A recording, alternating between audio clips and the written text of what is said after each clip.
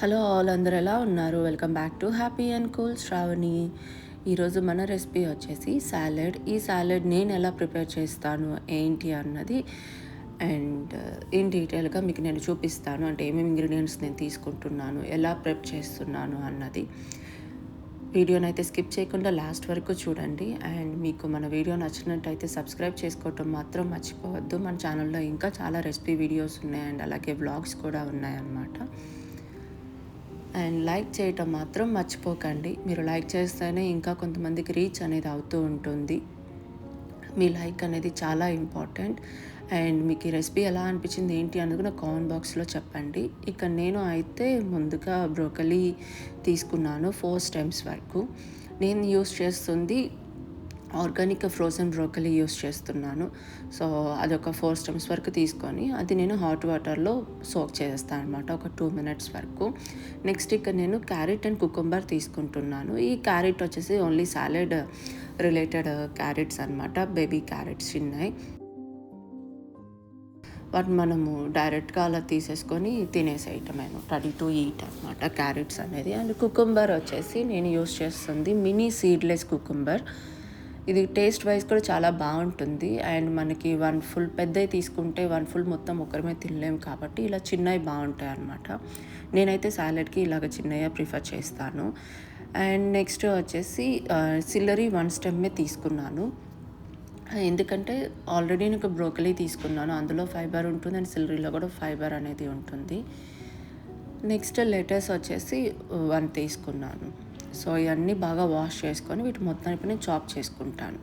ఇక్కడ నేను చేస్తుంది ఓన్లీ కంప్లీట్ వెజ్జెస్ తోటి సాలెడ్ అనేది చేస్తున్నాను. ఇక్కడ నేను ప్రోటీన్ అయితే ఏం తీసుకోవట్లేదు ఈరోజు. మాకు డిన్నర్కి ఓన్లీ వెజ్ సాలెడ్ మాత్రమే చేస్తున్నాను. ప్రోటీన్ ఎందుకు తీసుకోవట్లేదు అంటే మేము ఆల్రెడీ మార్నింగ్ బ్రేక్ఫాస్ట్ అండ్ లంచ్లోకి ప్రోటీన్ అనేది ఇనఫ్ ప్రోటీన్ తీసుకున్నాం. సో మా డేలో ఎంత ప్రోటీన్ కన్జ్యూమ్ చేయాలో అంత మేము కన్జ్యూమ్ చేసాం కాబట్టి ఓన్లీ వెజ్జెస్ మాత్రమే తీసుకుంటున్నాం అనమాట.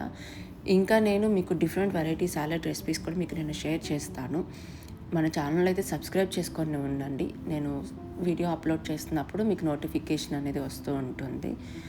సో ఇప్పుడైతే ఓన్లీ ఈరోజు వెజ్ సాలెడ్ అనమాట డిన్నర్కి ప్రిపేర్ చేస్తున్నాను.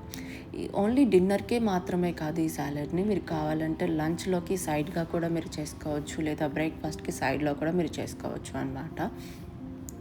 సాలెడ్ చాలా ఈజీగా సింపుల్గా ఉంటుంది. మనం ఏం కుకింగ్ చేయాల్సిన పని ఉండదు. అండ్ అలానే ఎలాంటి బేక్ చేయాల్సిన పని ఉండదు, లైక్ టాస్ చేయాల్సిన అవసరం ఉండదు. ఆయిల్ కూడా మనం ఇక్కడైతే ఏమి యూస్ చేయట్లేదు. జస్ట్ మీరు కిచెన్లో ఒక 5 మినిట్స్ మీరు కేటాయించుకుంటే చాలు. 5 మినిట్స్లో మనం సాలెడ్ అనేది చేసేసుకోవచ్చు. సో ఇక్కడ నేనైతే అన్ని వెజ్జెస్ మొత్తం కట్ చేసుకున్నాను. అండ్ బ్రోకలీని కూడాను హాట్ వాటర్లో ఒక 2 మినిట్స్ సోక్ చేసుకున్నాను కదా.